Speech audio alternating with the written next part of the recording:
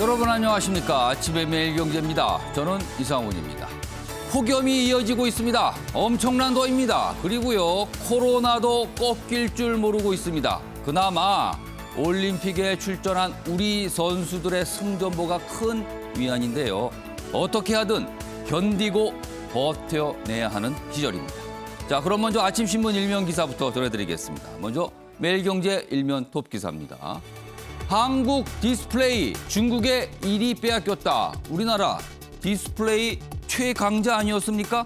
그러나요, 전체적으로 생산량 여기 뭐 보면은요, 점유율 보면은 역전이 됐다는 겁니다. 좀 더 보겠습니다. LCD 그리고 OLED 합산 점유율이요, 올해 중국이 1분기에 40%를 장악했답니다. 우리가 밀렸습니다. 한국이 17년 만에 아성 붕괴.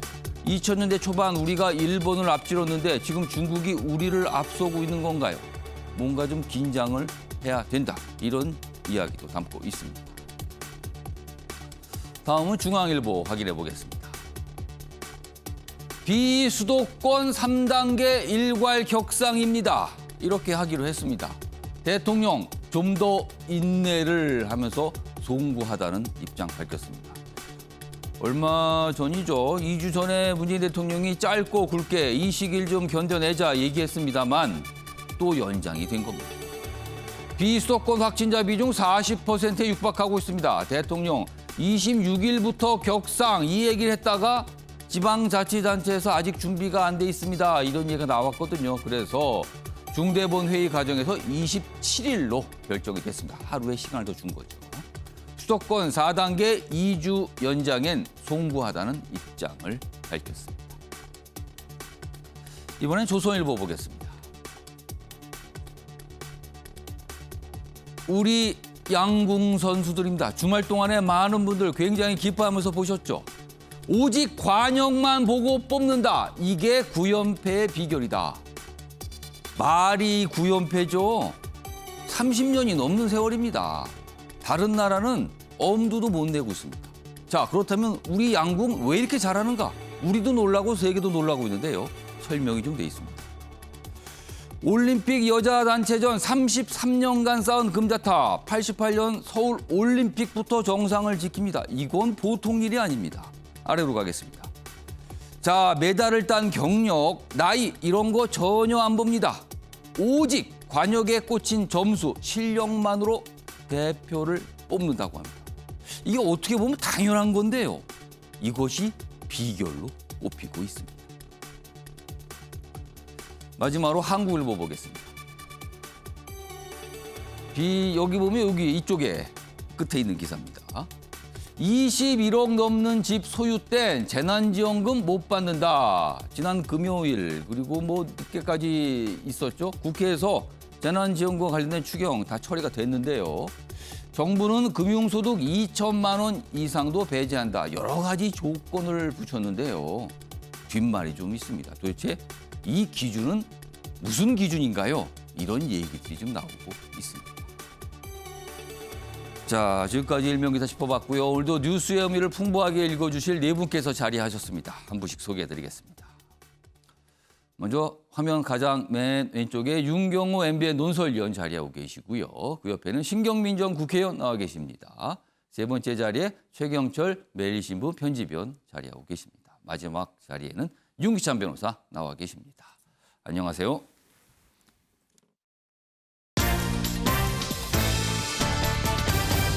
오늘 다룰 주요 이슈들을 정리했습니다. 아침을 여는 키워드 7월 26일 월요일 순서 화면에 있습니다. 네 가지 키워드 먼저 첫 번째 키워드 보겠습니다. 오직 실력, 우리 양궁 선수들 얘기입니다. 국가대표 뽑는데 여러 가지 기준이 있을 수 있어요. 그러나 양궁 유독 강합니다. 우리나라가. 이유가 다 있는데 그 배경을 보면 다른 거 다 필요 없다. 오직 실력으로 치열한 경쟁력에서 올라간다는 겁니다. 이 얘기 좀 해보겠습니다. 자, 두 번째 키워드는 적통이어 백제 타령. 여기 보시면요. 적통과 백제의 공통점이 있어요. 다 과거입니다. 지금 여당 대선 경쟁 치열함을 넘어서요. 약간 과열로 가고 있는데요. 과거 얘기에 집중하는 듯한 모습입니다. 당내에서도 걱정이 나오고 있다고 합니다. 세 번째 키워드는 초읽기입니다. 야권 대선 주자 1위를 달리고 있죠. 윤석열 전 검찰총장. 어제 이준석 대표와 저녁에 만나서 맥주 한잔 했습니다. 그리고 그 자리에서 비공개됐지만요. 자세한 얘기를 뭔가 했다고 알려지고 있습니다. 그래서 입당이 초읽기 아니냐. 이런 기사 오늘 많이 나와 있습니다. 마지막 키워드는 고무줄입니다. 재난지원금 지급 기준이 이거 고무줄 아닙니까? 이렇게 기사들을 다뤄지고 있습니다. 이 얘기도 한번 오늘 깊숙이 짚어보겠습니다. 자, 그럼 아침에 매일 경제 본격적으로 출발하겠습니다. 첫 번째 이슈는 올림픽 얘기 좀 짧게나마 해보겠습니다. 우리 양궁 선수들 얘기입니다. 주말 동안 많이 보셨죠? 양궁에서 벌써 금메달이 2개입니다. 마친 화살 또 마친다. 그렇습니다. 주말 동안에 있었던 경기에도요. 화살이 꽂혀 있는데 그 뒤에 그 화살을 다른 화살이 맞히는 경우가 벌어졌어요. 우리 선수들이 그렇게 합니다. 실력주의다. 세계와 초격차를 벌였다. 이렇게 돼 있습니다. 이 초격차의 배경, 여기 좀 작은 제목으로 좀 더 자세히 설명돼 있습니다. 40년 양궁 최강국 유지 비결. 40년입니다. 무려 40년이요. 한 세대를 넘어갔습니다. 나이, 경력 안 따지는 공정 선발이다. 여기 보면 실력주의에다 공정이 결합이 된 겁니다. 무한 경쟁 그리고 과학적 훈련법 개발했다. 외국이 우리나라에 와서 배우려고 합니다. 벤치마크를 아무리 해도 우리나라가 여전히 독보적이다.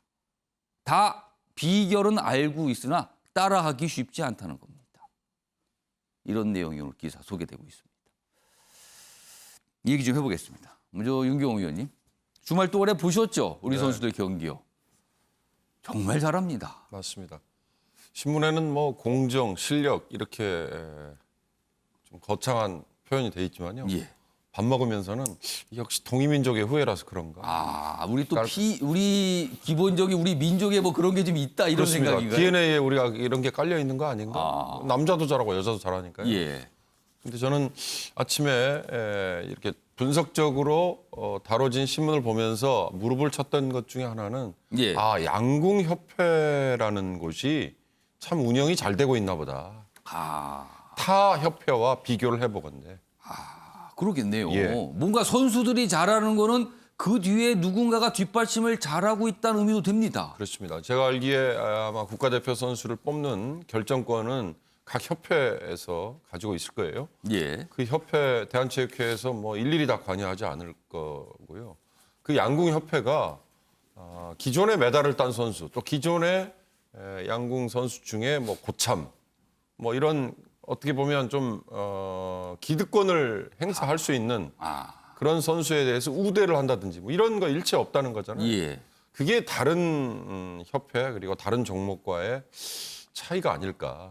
거기에는 아마 양궁협회가 어떻게 운영이 되는지 예. 잘 살펴보시면 뭐 현대자동차 또 그 이전에 정몽구 회장, 지금은 뭐 정의선 회장 예. 뭐 이런 분들이 경제적으로나 아니면 여러 가지 측면에서 뭐 물심양면 지금 돕고 있다는 거잖아요. 그렇게 도우면서 관여하지 않았겠죠.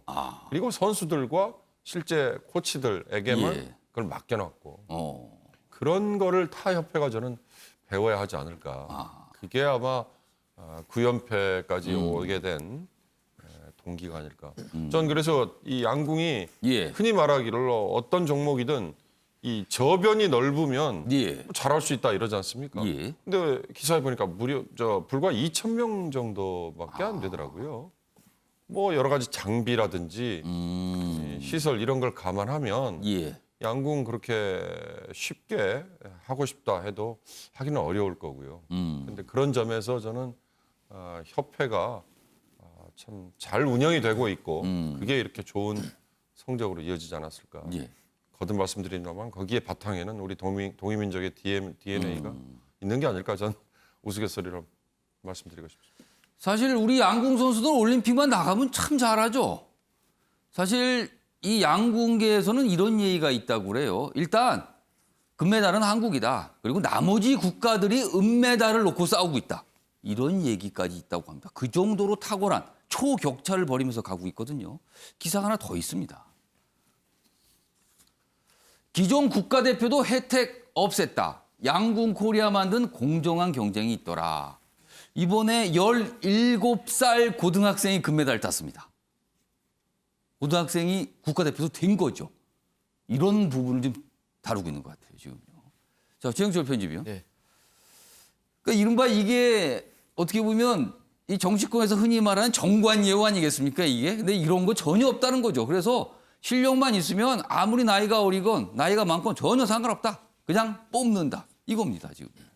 물론 기록 경기여서 좀 공정한 경쟁이 쉽겠죠. 예. 기록은 뭐 정확하게 나오는 거니까. 예. 우리나라 여러 체육 종목 중에서 좀 문제가 있는 것이 사실 구기 종목이나 투기 종목 이런 것들입니다. 사실 기록을 정확하게 뽑아낼 수 없기 때문에 예. 이런 부분에서 공정을 기대하기가 사실 어려운 부분이 있는데 이런 측면에서 뭐 사실 뭐 한 20년 전에 벌써 이런 부분들도 공정하면 좋은 성적 나온다 증명됐지 않습니까? 거스 히딩크가 월드컵에서 우리를 아주 좋은 성적을 올려놓은 이유는 바로 히딩크가 와서 박지성이나 이영표나 숨겨져 있던 진주들을 뽑아냈던 거죠. 사실 우리나라 축구만 해도 얼마나 뭐 고등학교나 대학 이런 학맥에 얽매인 것들이 많았습니까? 그러한 것들이 없애고 오직 실력으로만 승부해버리니까 좋은 선수들이 발굴됐고 결국에는 우리 축구도 세계와 어깨를 겨룰 수 있다는 그러한 자신감을 줬었는데 지금 오히려 조금 뒷걸음질 치고 있죠. 그렇기 때문에 구기 종목이나 투기 종목에서도 공정하게 하면 좋은 성적을 얻을 수 있는데 지난번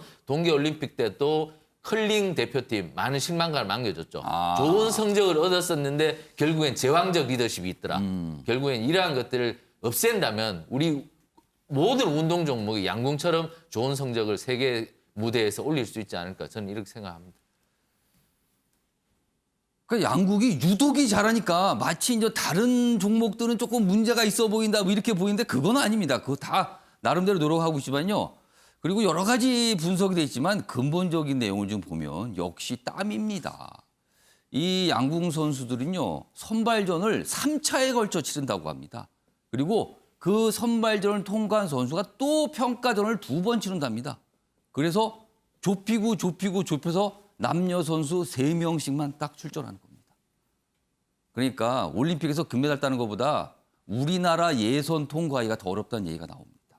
그 정도로 땀을 많이 흘려왔다는 겁니다. 그 결과가 바로 이 모습입니다. 역시 땀은 정직한 것 같습니다.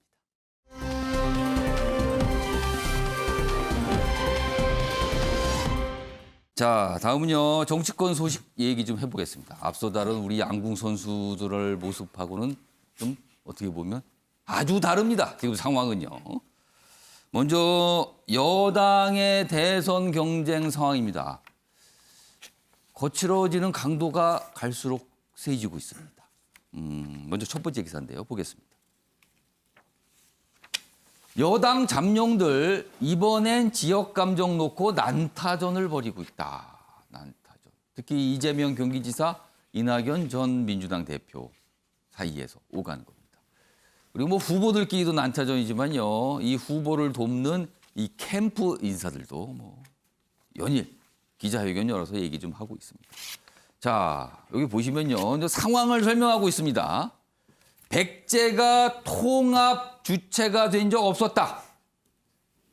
여기서 말한 백제, 그러니까 호남 지역의 다른 뜻이 되겠죠. 백제라고 표현을 했어요. 언론 인터뷰 통해서. 이재명 지사의 인터뷰 내용이 알려지면서 이낙연 후보가 반발했습니다. 호남 후보 확장성 논쟁이 재발했다. 자, 그러자 일단 인터뷰 내용이 알려졌고요. 그리고 그거에 대해서 이낙연 전 대표 측에서 반발을 했고요. 그리고 그러자 이재명 측, 아니 떡 주고 뺨 맞은 격이다. 좋은 얘기한 겁니다라는 해명이었죠. 그러나 이낙연 측에서는 그게 어떻게 덕담입니까? 이렇게 또 다시 반발하는 상황입니다. 자, 그럼요. 먼저 이와 관련된 영상부터 확인해 보겠습니다. 본인이 지역적 확장성이라는 말을 썼어요. 거기에 바로 그 지역주의가 드러나고 있는 거 아닙니까? 당원 동지들 그리고 국민 여러분들께 진정성을 가지고 사과를 해야 된다 이렇게 생각합니다. 이재명 후보의 인터뷰 발언 어디에도 호남 후보라는 약점이 많은 이낙연 후보라는 말이 전혀 없습니다. 이낙연 캠프가 지역주의 프레임이란 한국 정치의 괴물을 다시 불러내서 이재명 후보에게 덮어씌우기 위해 만들어낸 말입니다. 자, 화면으로 좀 더 보겠습니다. 여기 보면 전 언론 인터뷰 내용에서부터 시작이 된 거죠. 여기 있습니다. 이재명 지사가 전 얼마 전에 인터뷰를 했어요. 근데 거기 내용입니다.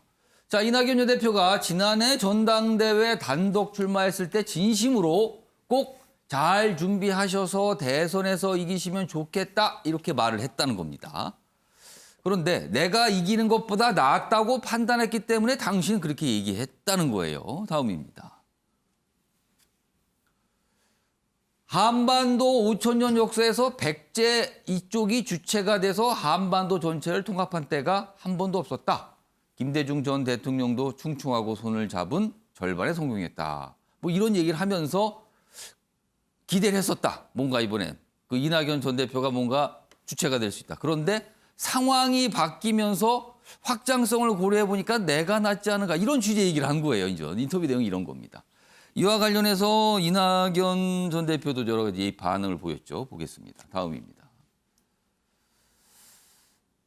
이거 실언이다. 지역구도 타파하려 했던 김대중 노무현 투쟁 기억해야 한다. 진정 확장 원한다면 낡은 지역구도는 완전히 지워야 한다. 이렇게 이제 공방이 오간 겁니다. 자, 신경미 전 의원님. 신경미 전 의원께서는 지금 이낙연 후보 캠프에 계시니까요. 아마 그쪽 입장을 좀 설명하실 것 같은데 일단 왜 문제 제기를 하신 건지 그리고 이 문제 제기 앞으로 계속 하실 계획인가요? 그 두 가지 얘기 좀 해주시죠. 그 문제는 상대적인 것이라서 예. 제가 예측이나 예단을 하기는 조금 어렵고요. 이 경위를 보면 종이신문 중앙일보에 나온 거에는 이 인터뷰 전문이 나오질 않고 그렇죠. 부분만 나왔는데 좀 간추려져서 나온 거죠. 간추려져서 나와서 그것만 보고는 잘 사태를 파악하기가 힘들었습니다. 그런데 어느 언론이 지적을 하면서 예.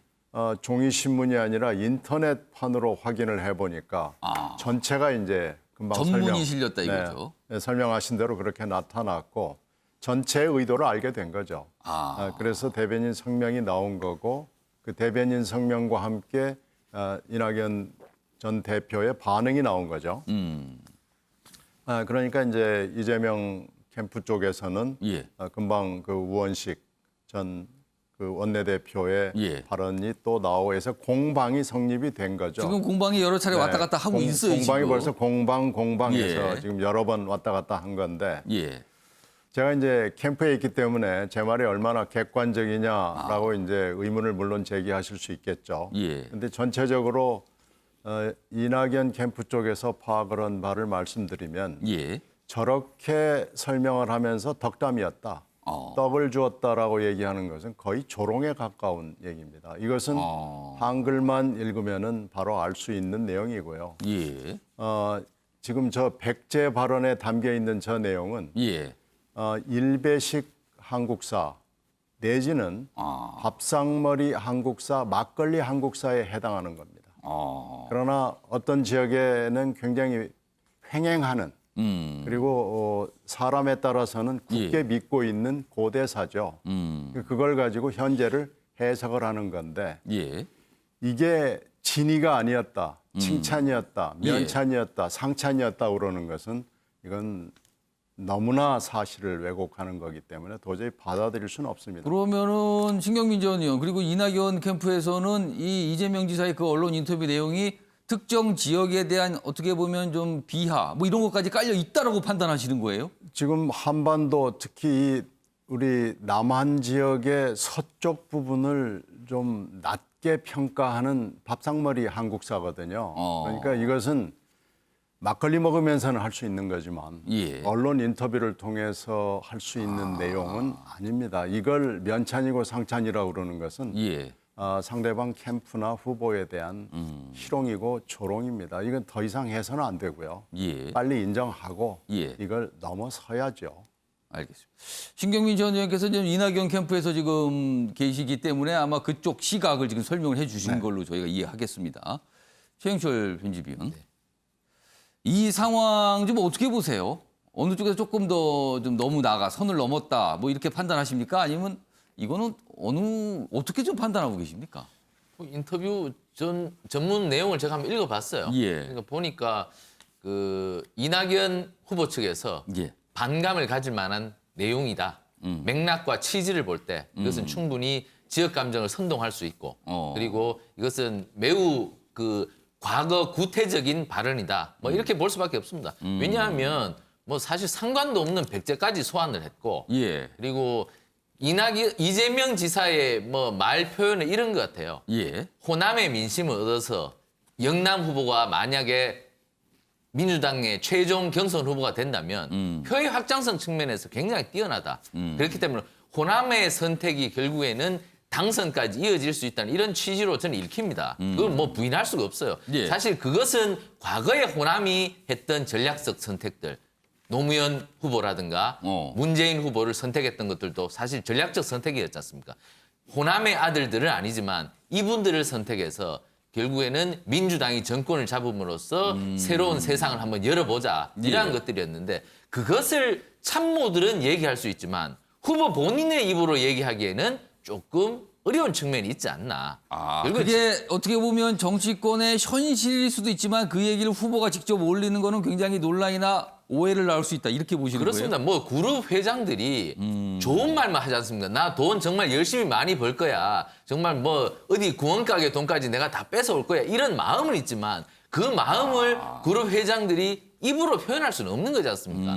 이재명 지사 인터뷰할 때 저는 굉장히 조심스럽게 말씀을 하시고 그리고 여러 참모들을 대동하고 인터뷰를 하던데 예. 그 당시에는 조금 진도가 많이 나가지 않았나. 저는 이재명 지사가 앞으로도 인터뷰를 하시거나 말씀을 하실 때는 대권 주자의 무게감답게 조금 예. 조심하시는 게 필요하다. 결국에는 자신의 속마음을 전부 표현한다면 예. 여러 가지 말실수 그리고 앞으로 많은 네거티브 공격이 쏟아질 것인데 조금 주의하실 필요가 있지 않나 이렇게 생각합니다. 매일경제 기사 내용 좀 더 자세히 보겠습니다. 여기 보시면요. 이쪽 기사 뒷부분입니다. 이재명 지사 측이 이제 설명을 좀 더 한 거죠. 해당 문장은 이 전 대표가 대선 지지율이 높던 시절 선의로 그에게 직접 했던 내용이란 점을 강조했다. 그리고 이 이제 캠프 대변인입니다. 이재명 지사 캠프 대변인. 떡 주고 빰 맞은 거다. 그러니까 선의였다. 이건 좋은 얘기를 하고 한 건데 이걸 이렇게 받습니까? 이렇게 반발한 상황이에요. 그리고 여기에 대해서 이낙연 캠프 쪽에서는 어떻게 그게 좋은 얘기고 덕담입니까? 이러면서 공방이 계속 오가는 거예요. 그러니까 어떤 같은 한 가지 인터뷰 내용을 보고 다르게 보고 있는 상황입니다. 지금 모습이 이렇습니다. 자, 그런데요. 이 내용은 뭐 공방이죠. 그런데 이 모습을 지켜보고 있는 당내의 시각입니다. 다음 기사 보겠습니다. 큰 제목은 일단 퇴행하는 민주당이죠. 퇴행. 퇴행하면은 뭐 과거 이런 게 떠오르죠. 핏줄 싸움의 지역주의까지. 핏줄 싸움은요. 얼마 전에 대선 주자들이 서로 뭐 적자, 적통 이런 주장들 했잖아요. 본인이 적통이라고. 이제 핏줄 싸움이었는데 이번엔 지역주의, 호남과 관련된 얘기가 또 나왔다는 거죠. 그러니까 이런 비판이 있습니다. 무슨 종친의 대표 뽑습니까 지금? 이런 비판도 있습니다. 다음 기사 하나 더 보겠습니다. 이 거친 생각에 불안한 여당. 이거 무슨 노래 가사를 살짝 응용한 것 같아요. 여기 보면 이재명, 이낙연 거친 생각에 여당은 불안하다. 여기 보면 여러 인사들이 얘기하고 있어요. 김대중 전 대통령, 노무현 전 대통령 이런 거 이용하면 안 됩니다. 오늘 캠프 연석회의가 있고요. 28일 원팀 협약식. 그러니까 뭔가 좀 모여서 싸우지 맙시다. 이런 얘기를 해야겠다는 거죠, 지금. 그런데 지금 이 정도면요. 후보 간의 감정의 골이 커져서 이게 실질적으로 원팀 외치지만 효과가 있겠는가. 그리고 경선 끝났는데 이거 어떻게 될까. 이런 걱정들이 나오고 있습니다. 자, 이 내용과 관련해서요. 한 1년 전입니다. 지난해 이낙연, 이재명 두 정치인 굉장히 관계가 훈훈했던 모습이 있습니다. 그 영상 준비했습니다. 보시죠. 도 많으시고 행정 능력도 뛰어나셔서 우리 문재인 대통령님 국정도 정말로 잘 보필하시고 또 국정도 잘 이끌어 주셔서 제가 국민의 한 사람으로서 정말로 감사하게 생각합니다. 아이고. 때로는 국정을 오히려 앞장서서 끌어주시고 또 여러 좋은 정책 제안도 주시고 해서 국정에 큰 보탬이 됐습니다. 딱 1년 전이군요. 1년 전에 저런 모습이었습니다. 그래서 굉장히 덕담을 주고받고 서로 큰 도움을 주고 있고 뭐 이런 관계였습니다. 그런데 지금은 굉장히 험악한 상황으로 가고 있죠. 국민의힘에 몸담고 계신 윤기찬 변호사. 뭐 이게 경쟁 정당 상황인데요. 어떻게 보고 계세요? 이 상황이 어떤 상황으로 이해되십니까? 저는 개인적으로 경선룰과 관련이 있다고 생각이 됩니다. 예. 그러니까 경선룰이 지금 민주당의 경우에는 그 50대 50이잖아요. 국민선거인단 50에 당원 50 정도인데 대의원 포함한 당원 50. 그러다 보니까 실제 좀 차이가 있었을 때는 서로 여유를 갖고 대응하다가 예. 지금 저 격차가 좀 줄어들기 때문에 각자 이번에 결선 투표 없이 끝내자라는 어떤 계획을 갖고 이제 지지층에 호소하는 그 호소력을 좀 높인 거죠. 그러다 보니까 감정적인 또는 지역 감정을 조장한다는 공격을 서로 주고받는 이런 사태까지 온 것인데 이러다 보면 어쨌든 본선에서 사실은 한 후보가 불복을 할 수 있거나 예. 또는 그 한 후보를 지지하는 지지층이 투표율이 떨어질 수가 있는 거기 때문에 실제 본선 투표에서 상당히 좀 안 좋은 결과를 초래하는 겁니다. 그러니까 국민의힘도 사실 그 당원 비중이 예. 지역별로 좀 차이가 있어요. 그러다 예. 보니까 아마 정책적인 측면에서는 지역에 편중된 정책을 공약으로 내걸 수는 없지만 예. 이 발언하거나 상대방을 공격할 때 또는 본인이 유리한 면을 호소할 때 상대적으로 이제 상대방 후보가 불리한 측면을 강조할 수가 있거든요. 그러다 보면 국민의힘 입장에서도 사실 이런 유의 경선 상태가 될 수 있다. 따라서 국민의힘도 여러 가지 측면에서 보면 경선룰을 좀 바꾸자라는 얘기가 좀 있거든요. 예. 그래서 100% 국민 경선으로 가는 것도 서울시장 선거처럼 그러니까 뭐 특정 후보를 그 당내로 들이자 아니자 이런 걸 떠나서 예. 경선 과정에서 일어날 수 있는 이런 불협화음을 줄인다는 측면에서 그런 것도 한번 고민해 볼 필요가 있지 않나라는 생각을 합니다. 그렇다면은 지금 경선룰 지적하신 거는 당원들을 의식하기 때문에 지금 이런 현상이 나타난다 이렇게 보시는 거예요, 그러면은? 아무래도 이제 본선은 지금 생각할 겨를이 없죠. 근데 격차가 만약에 1, 2 후보 간에 차이가 크지 않다면 예. 사실은 경선이 마지막이기 때문에 본선을 향한 본선에서의 어떤 그 결과를 염두에 두지 않고 예. 경선에서 거의 온 입을 기울이거든요. 그렇다 보면 지금 아무리 뭐 지역 감정 조장한다, 구태다 이렇게 공격을 한다 하더라도 예. 후보자들은 그걸 감안할 여유가 많이 없을 겁니다. 왜냐하면 경선에서 지면 끝이기 때문에 예. 그것을 이렇게 변명하고 합리화하고 하지만 기조를 떨구지는 쉽지 않아요.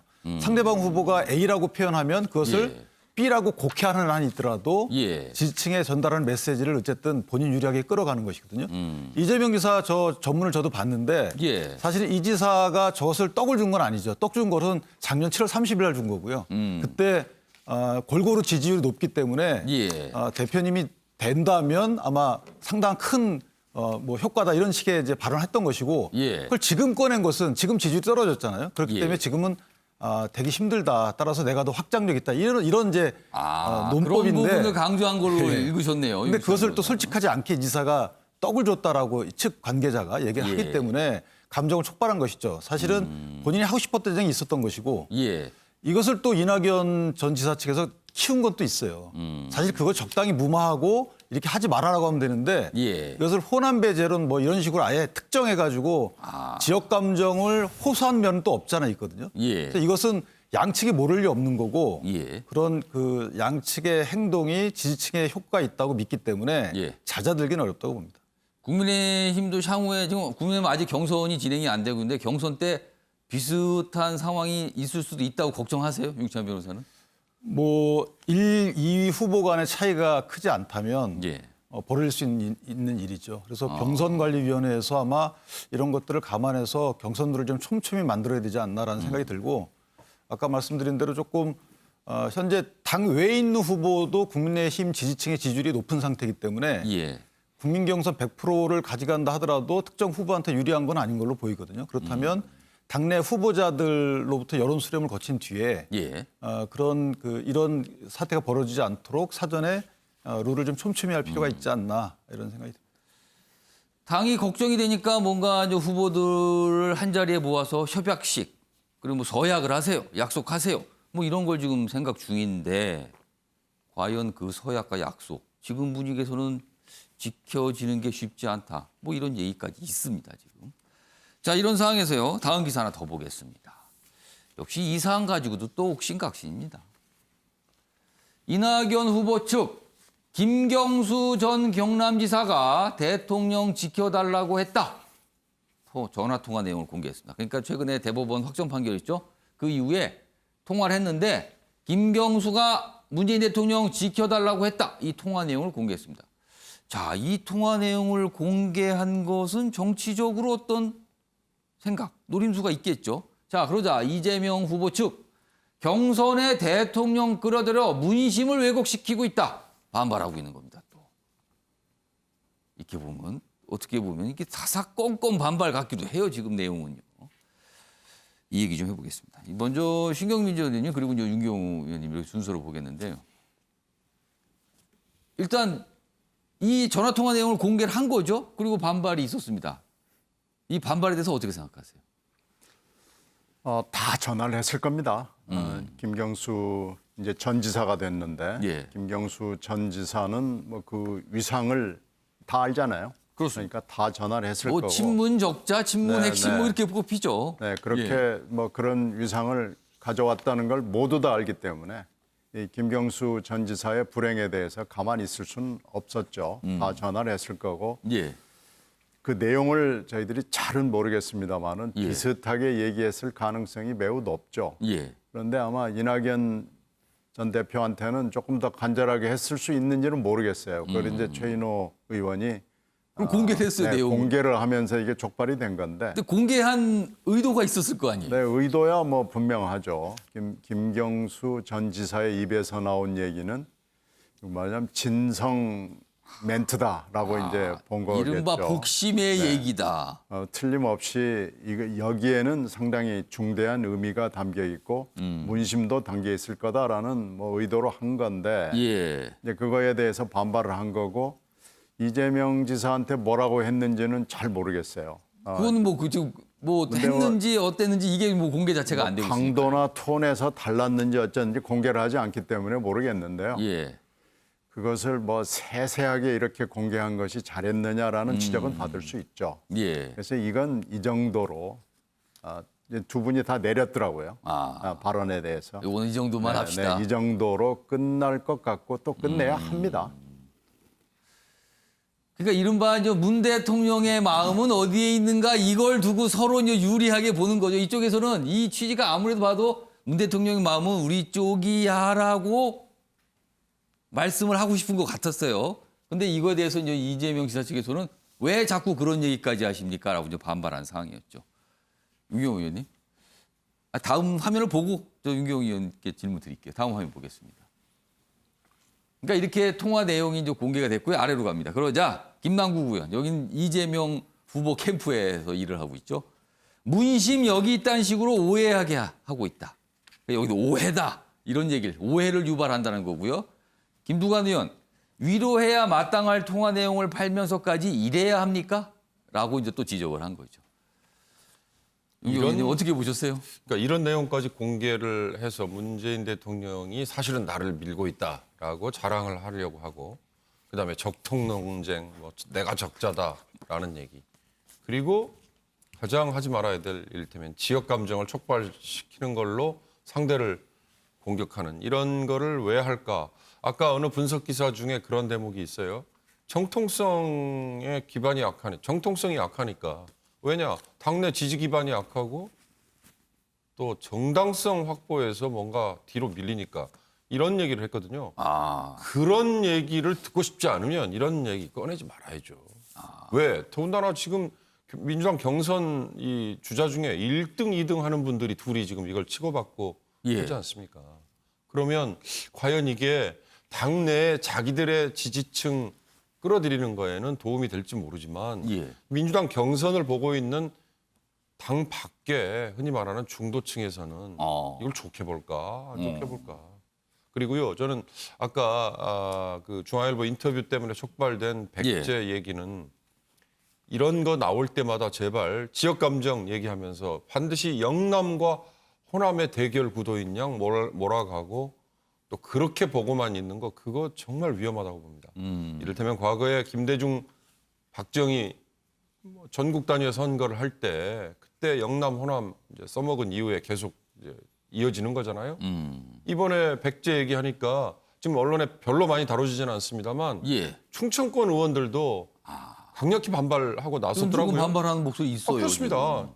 백제를 얘기하면 충청, 전라, 뭐 신라를 얘기하면 강원, 경상 뭐 이렇게가 예. 주된 이제 근거지였잖아요. 근데 왜 유독 영남, 호남만 쑥 집어내서 그렇게만 서로 감정 싸움을 하는 것이냐 몰아간 전 그게 굉장히 유감스럽다고 생각하고요. 그런 점에서 이건 더 이상 이런 논쟁은 예. 하지 말아야 된다. 왜냐? 아까 말씀드렸듯이 당 밖에 있는 지금 민주당이 이 다음 5년 또 국정을 맡길 만한 후보를 뽑는지 제대로 가고 있는지 예. 정책을 제대로 내놓는지를 보고 있는 중도층이나 당 밖에 있는 사람들은 이런 얘기만 하고 있으면 좋아 보이겠습니까? 그런 점에서 빨리 멈춰야 된다. 저는 그렇게 봅니다. 그러니까 이 얘기가 조금 더 이어지면요. 만약에요. 이번에 선거를 처음 치르시는 분들 아니면 아직 선거는 치르지 않지만 뭐 청소년일 수도 있어요. 삼국시대 얘기를 왜 하지? 이렇게 오해할 수도 있어요, 지금요. 이 상황이 길어지게 되면. 언론도 약간 그런 방향으로 우려를 하면서 이 내용들을 좀 다루고 있습니다.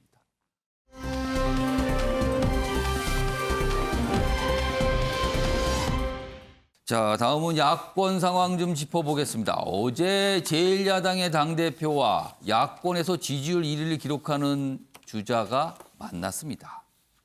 치킨을 놓고 맥주를 한 잔씩 한 거죠. 자, 먼저 기사 좀 보겠습니다. 어제 이 모습을 보고 여러 가지 해석들이 있어요. 과연 어떤 의미를 갖는가. 이 기사는 입당과 관련해서 기사를 다루고 있습니다. 제목 보겠습니다. 큰 제목이에요. 큰 제목 좀 잡아주세요. 또 만난 이준석. 캠프엔 국민의힘 일색. 윤석열 입당 초읽기다. 어제 두 가지 일이 있었는데 두 가지 내용을 제목으로 다루고 있어요. 만났다는 점, 그리고 윤석열 캠프에는 국민의힘 인사가 많이 어제 들어갔다고 발표가 됐죠. 자, 윤석열 정권 교체 위한 결단, 그러면서 뭐 늦지 않게 한다. 그리고 뭐 걱정 안 하셔도 됩니다. 뭐 이런 얘기까지 해요. 그리고 이준석, 오늘부터 시너지다. 서로 고려한다. 뭐 이런 얘기까지 합니다. 그리고 윤석열 캠프 인사 어제 발표가 됐는데요. 국민의힘 출신들이 다수입니다. 여기 뭐 이학재, 박민식 전 의원 등등등. 그래서 어제 정치권에서는요. 8월에 입당해서 경선에 참여하는 거 아니냐. 이런 전망이 나오고 있습니다. 꽤 무게를 두면서요. 자, 그럼요. 어제 이준석, 윤석열 두 인물의 만남 영상으로 확인해 보겠습니다. 잘 계셨어요? 네, 잘 있었죠. 좀 더 빨리 뵀어야 되는데. 결국에는 저도 정치할 줄 알았겠습니까? 사자성어로 표현하자면 대동소이입니다. 오늘 불확실성의 거의 한 절반 이상은 제거했다. 그리고 저희가 공통으로 이루고자 하는 바를 위해 가지고 앞으로 나갈 것이고요. 이제 제가 어떤 길을 이제 선택해야 될지 결정의 시간도 이제 다가오고 있는 거로 저는 생각하고 있습니다. 국민들께서 불안하지 않게 제가 해드려야 되고, 그리고 하여튼 정권 교체를 위해서 어떠한 결단도 내려야 된다라고 저는 생각하고 있습니다. 자, 어제 현장을 취재했던 기자들의 설명에 따르면 맥주를 한 잔씩 마셨잖아요. 그러니까 얼굴이 약간 좀 더운 날씨니까 약간 좀 빨개졌다. 그리고 두 인물이 분위기가 굉장히 뭔가 좀 상기된 분위기였다. 뭔가 대화가 잘 풀린 것 같다. 뭐 이런 설명들이 좀 있었어요. 윤기찬 변호사. 윤석열 전 총장의 국민의힘 입당과 관련된 어제 만남이었습니다. 이후에 지금 국민의힘에서는 분위기가 좀 어떻습니까? 어떤 전망들이 나옵니까? 글쎄 뭐 짧은 시간이기 때문에 예. 분위기 파악은 못했지만 어쨌든 이준석 대표가 대동소이라는 말을 했듯이 예. 입당에 대해서는 이제 어쨌든 이견이 없는 것 같고요. 이제 입당 시기가 조금 아직까지는 서로 일치를 하지 않았겠죠. 예를 들면 일부 언론에서 이제 8월 말 입당을 얘기하고 있고 예. 또 윤석열 캠프의 관계자라는 이제 워딩하에 나오는 얘기 따르면 아직 정해진 바 없다라는 얘기도 나오고 있기 때문에 윤 총장 입장에서는 좀 늦게 합류하고 싶어 하겠죠. 왜냐하면 경선을 다 마친 뒤에 합류하고 싶어 하는 게 이제 윤석열 총장의 입장일 테고 이준석 대표 입장에서는 어쨌든 윤석열 총장 측 캠프에 국내심 관계자들이 많이 들어간 것이 이전에 이준석 대표가 걱정했던 부분은 그거 같아요. 윤석열 총장 측 캠프에 계신 분들이 사실 방향적인 측면에서 불확실했다. 물론 입당은 어느 정도 예상을 했지만 심지어 입당조차도 확실치 않았기 때문에 김종인 비대위원장이 도움을 받아라라는 조언까지 했단 말이죠. 그래야지만 방향성이 확실해지기 때문에.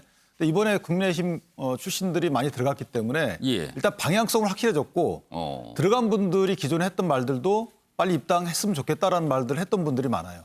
그렇기 때문에 입당과 관련된 것은 크게 이견이 없지만 이제 언제 들어올지는 사실은 8월 말 경선 시작할 때 들어오든가 아니면 11월 9일 결정되기 이후에 단일화 과정을 거치든가 둘 중에 하나인데 그 이전에 그 중간에 들어올 수는 없어요. 왜냐하면 이미 경선이 시작됐는데 뭐 4명으로 압축된 뒤에 들어온다 이런 건 있을 수 없는 일이거든요. 이미 컷오프가 이루어진 상황에서 이 경선에서 예선은 뒤로 하고 경선에 본 경선만 참여한다. 이런 건 있을 수 없다는 뭐 거죠. 준결승이나 이런 건 있을 수 없는 거기 때문에 국내심 후보자 선출 이후에 단일화든 아니면 경선 시작 시점에 들어오든 둘 중에 하나거든요. 그래서 아마 윤석열 전 총장 입장에서는 상당히 고민이 많을 텐데 아마 본인에 대한 그 보수층의 지지율이 국내심 당내 주자로 옮겨가는 것을 차단하기 위해서는 이런 이준석 대표의 만남을 통해서 입당을 기정사실화하고 곧 입당하겠다는 메시지를 주는 것으로 그런 목적하에 한 걸로 보이는데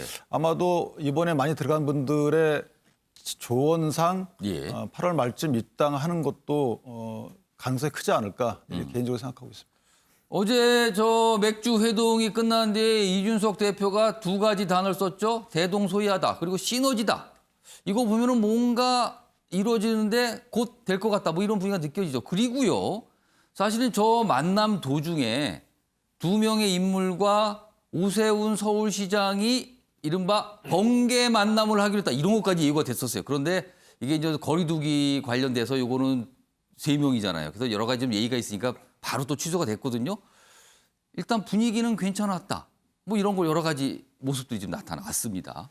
자, 이런 가운데 어제 원희룡 제주지사 대선 출마 선언을 했죠. 그 기사 좀 준비했습니다. 보시죠.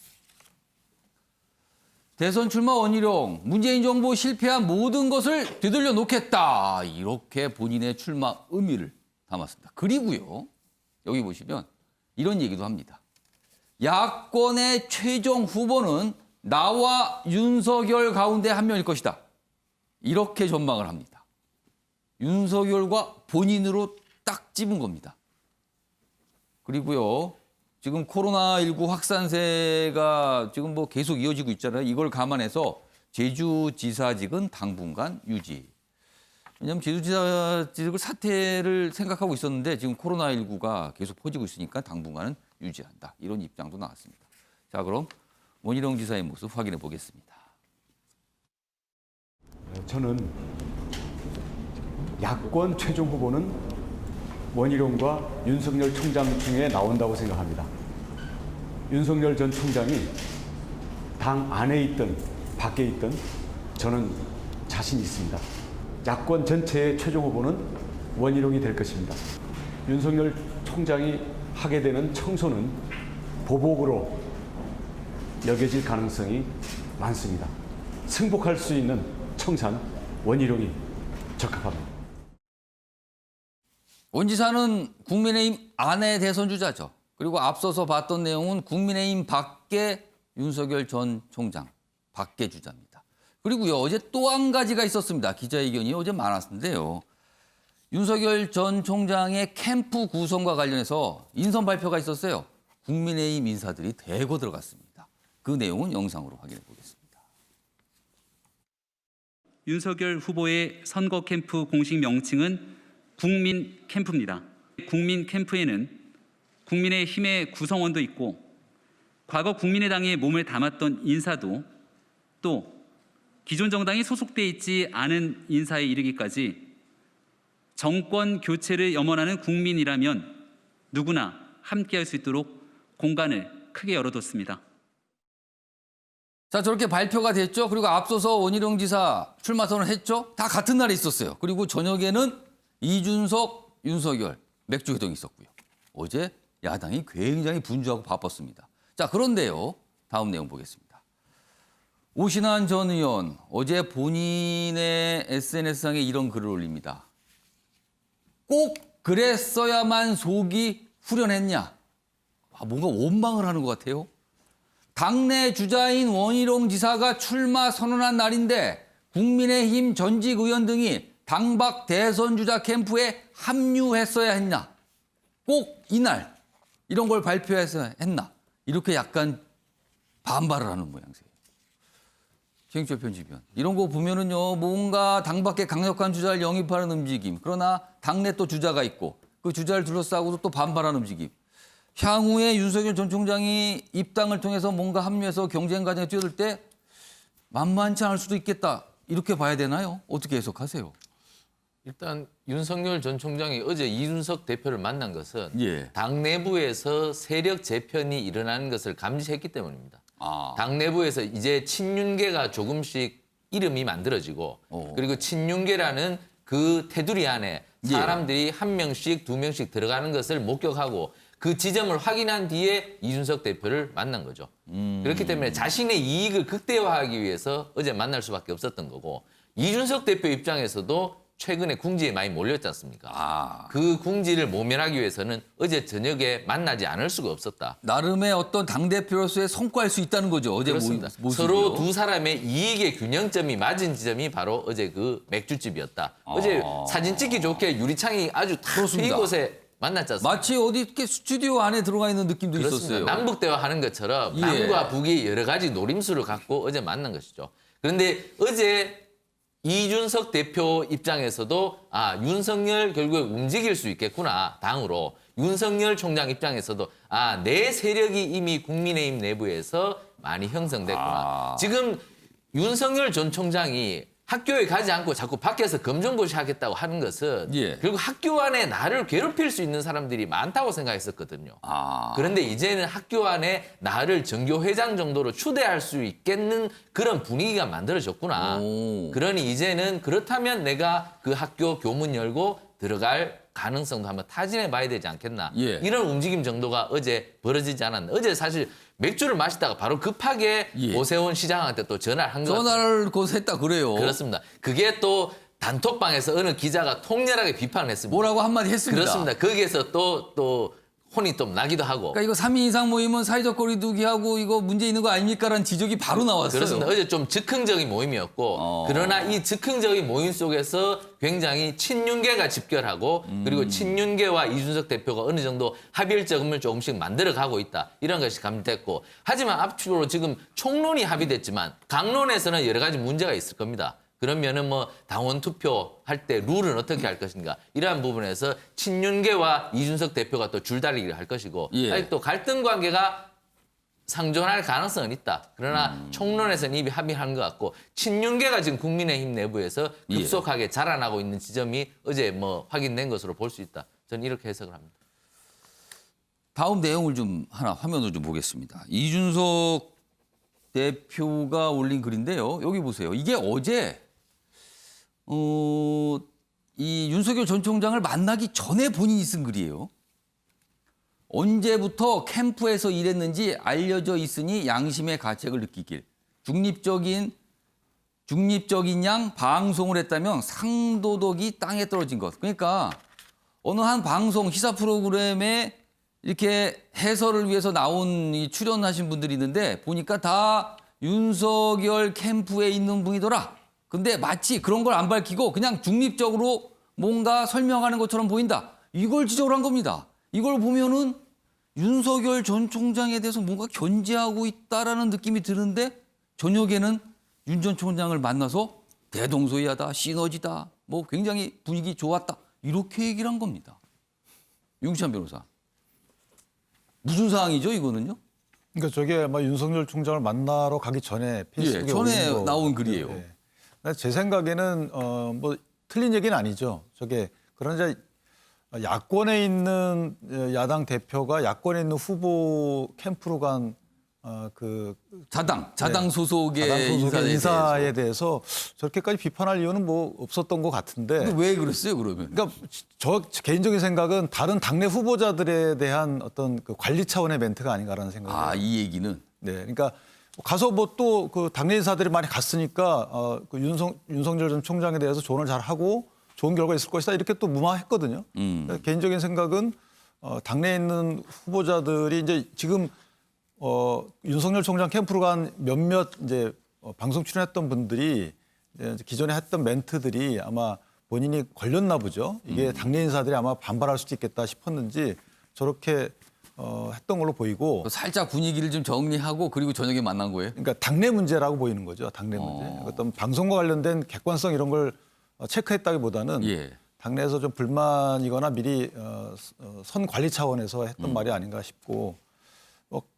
맥주 회동 이후에는 또 무마용 발언을 했던 걸로 보이고 윤석열 전 총장 입장에서 회동에서 아마 얘기를 했겠죠. 만약에 상의를 못했으면 상의를 못해서 미안하다라는 정도는 얘기를 오갔을 것으로 보이고 그에 대해서는 이준석 대표도 양해를 구했기 때문에 뒤이어서 페이스북에 연이어 글이 올라오지 않고 또 다른 멘트가 없지 않았나 이런 생각이 듭니다. 그러니까 야권 지지율 1위 주자의 입당 참 어렵게 뭔가 이렇게 진척은 되고 있는데 아주 조금씩 진척되는 모습이고요. 어제는 굉장히 여러 가지 일들이 동시에 좀 있었습니다.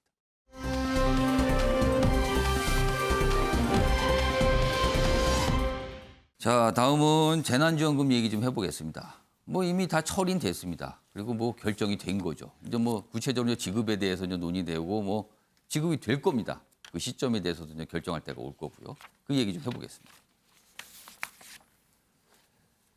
3인 가구 기준으로 외벌이는 소득 8,605만 원까지, 3인 가구 기준 맞벌이는 1억 532만 원까지 소득이면 재난지원금을 받는다고 합니다. 아유, 이게 단위가 그냥 굉장히 자세하게 잘립니다. 지금요, 기준이요. 좀 더 보겠습니다. 아래로 갑니다.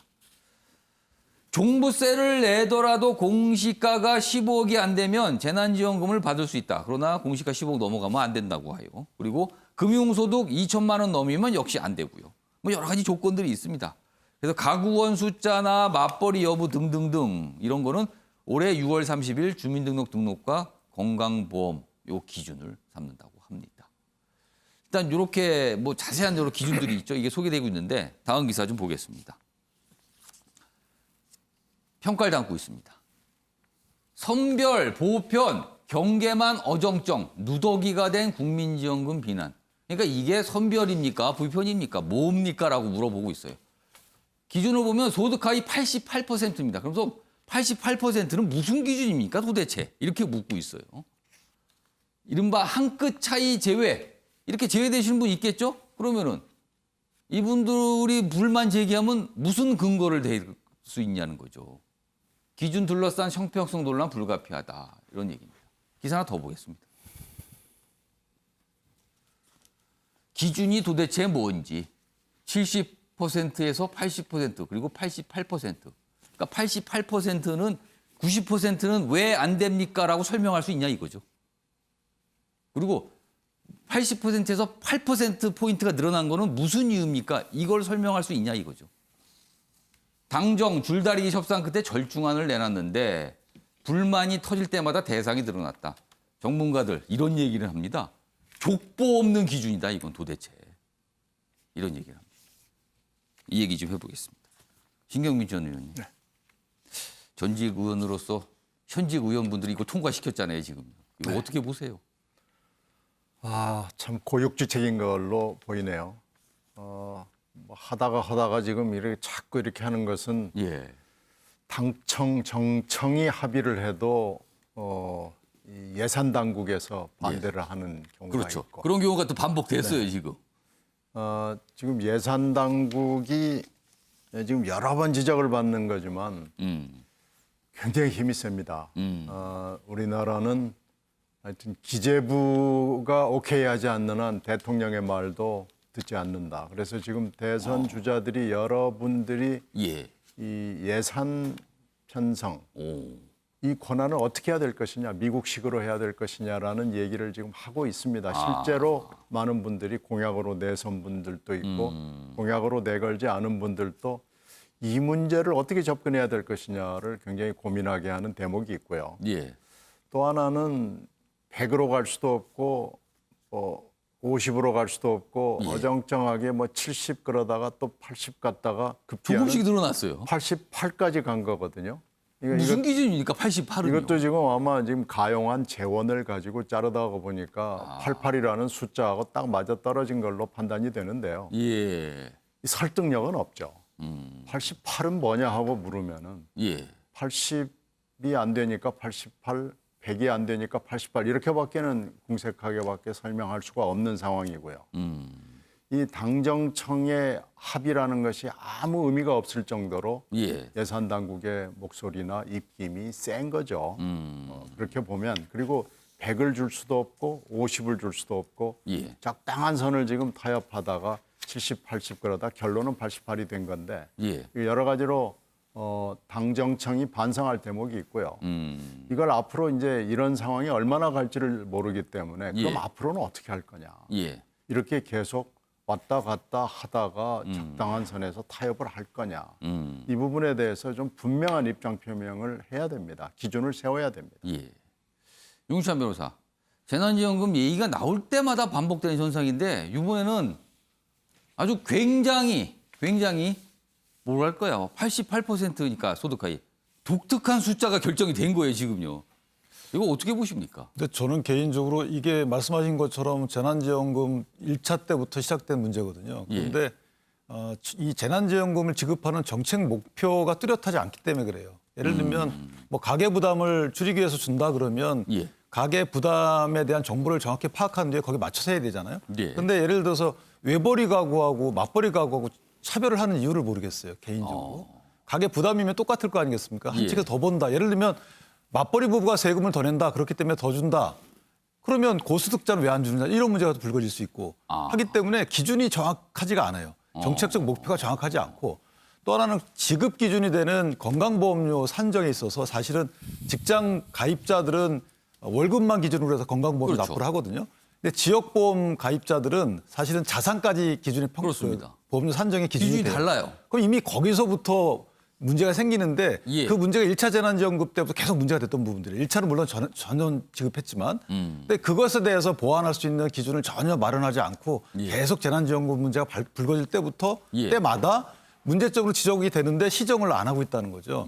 마지막으로 말씀드리면 재난지원금을 지급하는 정말 목적이 뭐냐. 경제 활성화면 뭐 전 국민 다 지급하는 게 맞겠죠. 그런데 지금은 경제 활성화가 또 안 맞는 상황이기 때문에 코로나 때문에 그러면 지금 지급하는 목적은 뭐냐라고 분명히 목표 설정한 뒤에 거기에 맞춰서 재단하는 것이 맞는데 지금 목표 설정은 가계부담 완화라고 해놓고 실제는 사실상 전 국민 재난지원금 지급을 했다는 거죠. 그래서 저는 개인적으로 이 부분은 차후부터는 각 통계 지표, 이 재난지원금을 지급했더니 예를 들면 뭐 경제 활성화에 30%만 쓰이더라. 이런 통계 지표에 맞는 수치를 근거로 해서 국민을 설득하는 작업이 필요한 것이죠. 그래야지만 말씀하신 것처럼 뭐 1% 높아지면 그분들은 왜 안 내느냐, 지급 안 받느냐 여기에 대해서 불만이 없을 수 있는 것입니다. 기준이 정확하고 목표가 정확해야지만. 근데 그게 없다 보니까 88%에 대한 89%, 뭐 87% 이런 분들에 대한 불만은 설득하기가 어려워지는 거죠. 윤 의원님, 이번에 지급이 되면 5차 아닙니까 이게? 5번을 지급할 때까지 매일 일해야 되는 겁니까 매번? 지금 두 분의 말씀에 이미 들어있는 걸 제가 다시 한번 정리해 드릴게요. 이번 재난지원금이라고 돼 있고 규모는 11조 원 늘어났습니다. 근데 정말 목적이 뭐냐 이게 가장 중요해요. 그러니까 코로나로 인해서 피폐해진 가계의 부담을 좀 덜어주겠다라는 차원인지 아니면 1차 지원금에 전 국민에게 줬던 작년에 줬던 것처럼 소비를 진작시키기 위해서인지 뭔가 경제가 안 좋으니까 이걸 좀 끌어올리는 그렇습니다. 목적인지. 그래서 소비를 진작시키기 위해서는 지역화폐를 동원했잖아요. 소비 진작 차원이면 전 국민에게 다 주는 게 맞죠. 왜냐하면 받아서 다 다시 쓰게 하고 일정한 기한을 정해놓고 지나면 무효가 되도록 하는 방식도 있었으니까. 그러나 지금 가계 부담을 덜어주기 위해서라고 얘기한다면 예. 기재부가 반대하는 논리 중에 하나가 뭐냐면요. 소득이 지금 1분위부터 5분위까지 우리는 지금 나눠져 있거든요. 소득 5분위라는 상위층은 예. 오히려 이 코로나 사태가 생긴 이후에 이 근로소득과 이 사업소득, 그러니까 자산 같은 걸 예. 이용해서 생기는 거 이게 오히려 늘었어요. 이 늘어난 사람들에게 100만 원, 뭐 25만 원을 예를 들어 4인 가족 기준이면 100만 원인데 100만 원을 준다고 해서 그걸 고마워하겠습니까? 상위 1분이니까 상위 20%는 그렇습니다. 상위 거죠. 그러니까 20%, 5분위 상위 예. 20%는 오히려 그게 늘었다고 한다면 이들에게는 이런 돈을 주는 게 오히려 고마워하지도 않고요. 오히려 조롱의 대상으로 삼을 가능성도 있어요. 그래서 집행을 해야 되는 기재부는 예. 처음에는 소득만을 가지고 하자.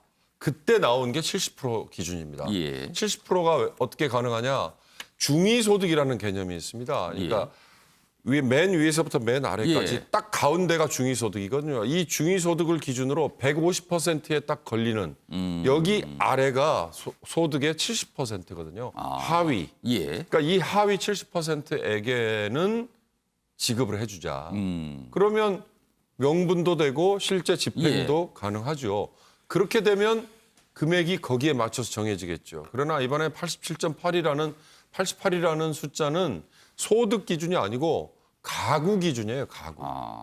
그러다 보니까 뒤죽박죽이 돼버렸는데 이제 이런 식의 뒤죽박죽을 막으려면 정책의 목표가 뚜렷해야 된다. 윤기찬 변호사의 지적, 그게 저는 가장 핵심이라고 봅니다.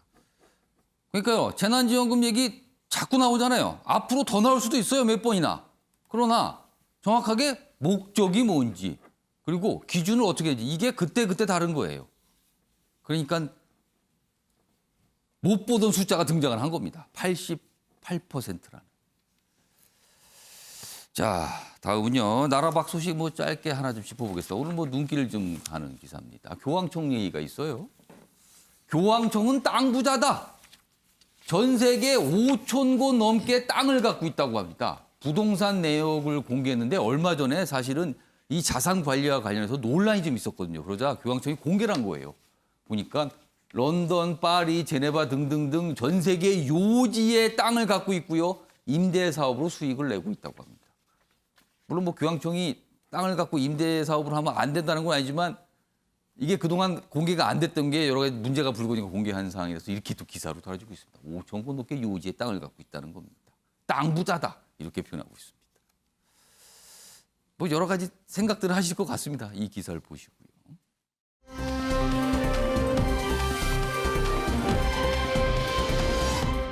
자, 다음 기사 보겠습니다. 우리나라 대학과 관련돼 있어요. 대입 정시 5개 학과 가운데 한 곳은 원서만 내면 합격했답니다. 지난해 대입시를 분석한 결과예요. 작년 전국 4년제 대학교 모두 조사를 해보니까 5,400여 개 학과 학부가 있었는데 이게 이제 모집 단위죠. 그 전형에서 1,100개 넘게가 전원 합격 통보를 합니다. 지원하면 붙은 거예요. 정인철 편집이요. 네. 이게 지금 우리나라 대학의 현실을 보여주는 건가요? 네, 뭐 이미 곧 현실화 됐죠. 뭐 아버지 도장만 갖고 가면 그리고 공락금만 바로 쏴주면 들어갈 수 있는 대학이 이제 넘쳐나는 시대가 닥쳤습니다. 그 대학이 넘고 학생은 부족하니까 그냥 지원만 하면 된다. 그렇습니다. 그러나 대학을 그러면 시장 논리에서 모든 것을 다 무너뜨려야 하느냐? 그것은 아니죠. 각 지역에 대학이 있어서 그 지역에 산업을 일으키고 그 지역에 학문을 공급해주는 그러한 토양을 갖추는 것이 대학의 역할인데 각 지역마다 그러한 대학이 모두 없어져 버리면 심각한 문제가 발생하는 것이기 때문에 교육부는 여기에 대한 전략을 세워야죠. 대학에 대한 규제를 많이 풀어야 됩니다. 예를 들어 뭐 뉴욕 같은 데 가면 콜롬비아 대학 같은 경우는 뭐 각 건물마다 깃발만 꽂아놓으면 거기가 캠퍼스인 것처럼 여러 가지 도심에 흩어진 캠퍼스도 있지 않습니까? 예. 근데 우리나라는 그걸 인정해주지 않습니다.